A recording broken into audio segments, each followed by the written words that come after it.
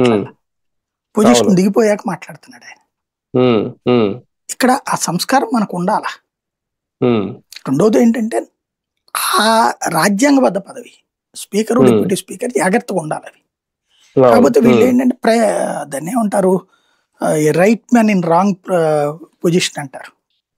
ఇట్లాంటి వాడు మంత్రిగా పనికి వస్తాడు, లేదంటే ఏదో సంస్కరణలకు పనికి వస్తాడు, కానీ నోరు మూసేసుకుని కూర్చునే క్యారెక్టర్ కాదు అది. అట్లాంటి వాడిని తీసుకెళ్లి బలవంతపు పెళ్ళి అనమాట ఇది. అంటే ఇద్దరు అలాంటి వాళ్ళే ఒక రకంగా. ఇద్దరికి కూడా నోరు ఉన్నటువంటి వాళ్ళకి ఏ మంత్రి పదవి ఇస్తే గనక ఇద్దరు అవతల వాళ్ళతో ఆడుకుంటారు. ఇప్పుడు లేకపోయేటప్పటికి వాళ్ళ పదవికి సంబంధించినటువంటి రాజ్యాంగబద్ధ అంశాలకు దూరంగా వెళ్తున్నారు అనమాట. అంతే. అంటే వాళ్ళ నోటికి తాళాలు వేయడం అయితే సాధ్యం కాదని చెప్పుకుంటున్నారు. అంతే. కానీ రాజకీయ జోక్యం అనే పదం పదే పదే వినిపించడం, అది పవన్ కళ్యాణ్ గారి విషయంలో ఆయన పరిధి దాటి, ఆయన శాఖలు దాటి ఆయన జోక్యం చేసుకోవడం అనేది కూడా ఇక్కడ ఎందుకు ప్రస్తావన తీసుకొస్తున్నారు? నిజంగా పవన్ కళ్యాణ్ గారికి ఏమన్నా లిమిట్స్ ఏమన్నా ఉండాలా? ఆయన అది దాటకుండా ఏమన్నా ఉండాలా?